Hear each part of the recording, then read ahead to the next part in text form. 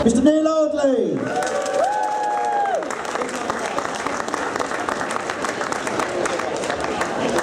Right, what we thought we'd do, ladies and gentlemen, you're going to need to come to the front of the stage, I think, so people can actually hear you ask your questions. We're halfway through the season. I'm going to ask Neal just to give just a little précis of how he thinks things are going, and then if anyone's got any questions, we've got about 15 to 20 minutes where Neal can answer the question. I'm going to hand you over to Neal Ardley. Thank you, Ivor. Thank you. Ivor's just mentioned for me to give a little summary of our season so far, and obviously after a really good start where everybody starts talking about playoffs, to a horrendous October where we couldn't win a game, to a better November, it shows that this league is a very, very tough league as far as consistency. I think from top to bottom it's the tightest league out of the four, and yesterday showed us as a group that we can't turn up for these games and not put in all the basics of a performance. We've got a great set of lads here. They care about having a good season, they care about trying to achieve something at this club for you, great set of supporters, and it was a very, very low place at 5 o'clock at Bristol yesterday in our dressing room. The season so far, we're on target to hopefully have a good season. The players know we need to take one game at a time, and we've got a 2-week break now where we can prepare for our next game properly. But I think first and foremost we have to have a reality check and say, let's get to 54 points as quick as we can, make sure that we don't have the worries that we had last season, and then after that we've got a nice few games to go. We'll see where it takes us, and we'll see if we can have success and maybe get a little run going towards the end of the season. So that's the summary in short, Ivor. Thank you very much, Neal. Now then, can everyone hear us out there? Can you all hear? Right, good.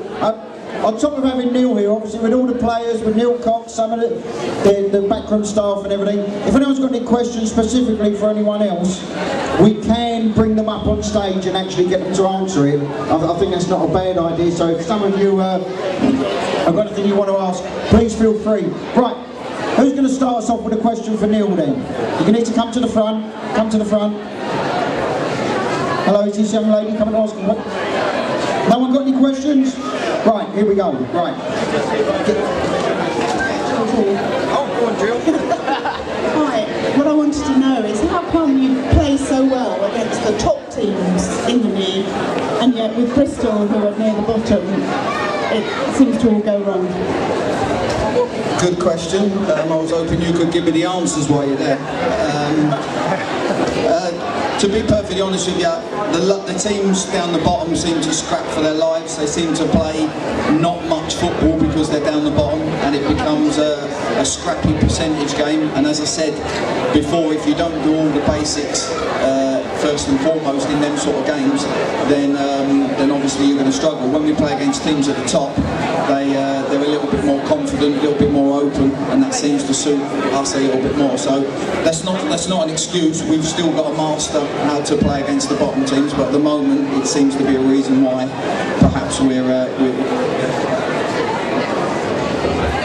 And the next, come on in. You can tell a joke? No, certainly not. Do you think you can afford Lee Griffiths and Gary Mackay-Stevens?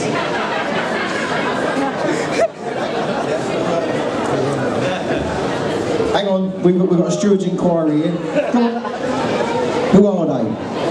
One's from Wolves, which is Lee Griffiths, and one's from Dundee United, who's Gary Mackay-Stevens. Okay, I'm going to look for our chief executive who's in charge of the finances then. So, can we afford a player from Wolves and a player from Dundee? No, the answer's no. That was good. Eric signing an autograph over there. He was slightly distracted by that, but that was something we do wish we had on film. He signed that quicker than he signs a cheque, believe you me. Right, ladies and gentlemen, and the next, anyone else got a question for Neal? Or any of the players? Oh, tell you what, here we go. What would be the biggest positives for the team in moving back to Power Line? I think first and foremost, if we go back to Plough Lane, we'll be going back to a fantastic new stadium. We'll be going back to home, you know, certainly home where I grew up with the club. I think the feel-good factor with the fans for what you've been through for the last 10, 11 years will be phenomenal. And I think that the attendances will rise. Certainly the income should be better than it is at Kingsmeadow, and with all that added up, it bears down for a stronger squad all round, and progression can be achieved a little bit quicker. So I think all round it's the best and only answer for us, and we need to really hope that that happens.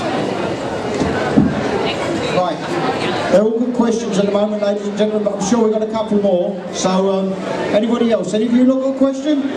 No? You got a question for Hayden? No? Right. Anyone else got a question out the front here?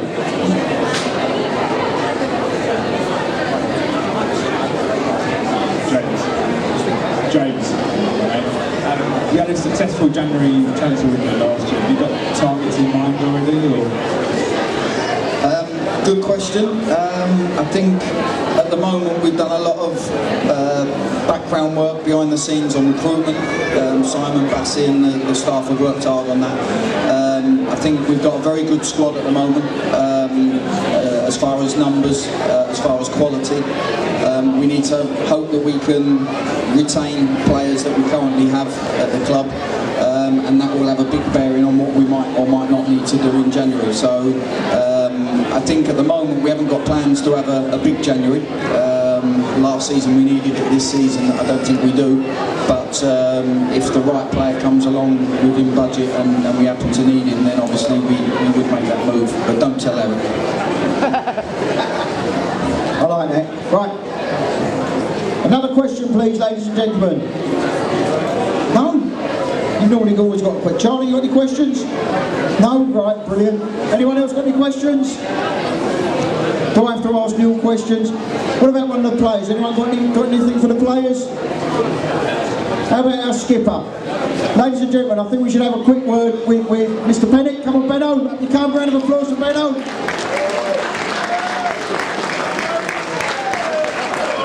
Don't go anywhere, you lot. Don't go anywhere, Neal. Benno. Hi, how you doing? Yeah, very good, mate. You all right? Yeah, very well, thank you. Good. Well, see, there's anyone got any questions for Benno before I start on him? No? Right, okay. Benno, what are you doing for Christmas? Playing lots of football, lots of training, no turkey. So, just tell us a little bit. Obviously, this is all about, to me, ladies and gentlemen, I don't know about you, but this is really the start of Christmas, isn't it? The festive period is underway. What's it like for a footballer at Christmas time, Benno? It's a lot of work, really, a lot of training, a lot of games. We're not too bad travelling wise this year, a couple of home games, so it's not too bad fixture wise, but Christmas for us is probably in the summertime when we get to relax and be with family then, but this time of year it's just hectic, but it's what we love doing, and it's great, you know. The more people we get out to sport, that's the best, and people come home, and it's part of the Christmas tradition, the Boxing Day game, and it's brilliant, and the more people we get down Kingsmeadow, the better. Absolutely, that's great stuff, Benno. And a day like today, obviously we've got all the players here, you've got all your colleagues here, and they're all kind of standing around it, dressed casually. It's nice to see everyone here, hopefully relaxed and everything. Yeah, Neal Cox is giving us a nice wave over there. Coxie, you're in luck. You are in luck. You're next, all right? I mean, for the players come out, they see the fans like this, obviously they know, yesterday wasn't brilliant for us. A lot of these people that are here today travel down to Bristol, travel back. It's nice to see the players make an effort and come out today. What do days like today mean for players and everything, apart from being something that you just have to do? No, it's an occasion to come out and meet people, as you said, that travel all over the country and follow us and support us. And a lot of the lads have brought their wives and girlfriends today, and some of them are punching well above their weight, to be honest. Some of them are doing really well. So like to get together and as a group and stick together and listen. Yesterday was a bad day, obviously, but and the last day of last season, who wouldn't have taken us being in this situation right now? So you got to look at the positives and just keep going. And as we head into Christmas, if we come out the other side in the playoffs, we'll be doing really well. I think that this is a true reflection and something so positive about our football club. I just want to go back over a little bit of time for you. When we started this club, which was 11 and a half years ago now, just 11 and a half years ago, we started this football club with absolutely nothing. We had not one penny in the bank. We had nothing but a lot of goodwill and a load of people that said, we feel sorry for Wimbledon. We feel sorry for Wimbledon fans. What did we do about that, ladies and gentlemen? After fighting for a good couple of years against the possibility of franchise football, we got together and we started a football club from zero. It took us 10 to 12 days to get that football club in order. When we launched, there were a catalogue of people that said fans can't run a football club, fans can't make a football club appear out of nothing. But what did we do, ladies and gentlemen? We proved them totally wrong. We started from absolute zero, and 9 short years later, and it went in a blink of an eye, 9 short years later we made it to the league that fantastic day up in Manchester. Loads of people then turned around to people like myself, and I know people like Eric and the other members of the board, Don's Trust Board, a lot of them said, that's it, job done. We all know it wasn't job done. We had one thing left to do, and we've still got one thing left to do, and that is to take our fantastic football club back to where it belongs in SW19.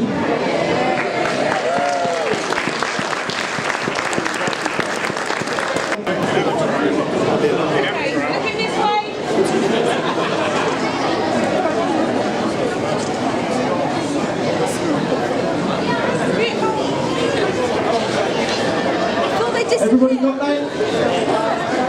Sorry? Yeah, come on in here, Nick, come on. There we go.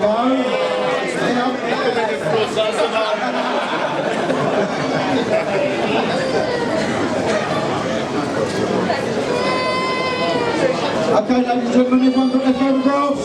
Hang on. Ah, right, ladies and gentlemen, this is Susie. Now, Susie is the manager of this here centre court, and one of the things that I can tell you is I had a meeting with Susie last week, and Susie has promised to help us get back to SW19, and that is wonderful. So a round of applause to Susie and everyone at centre court.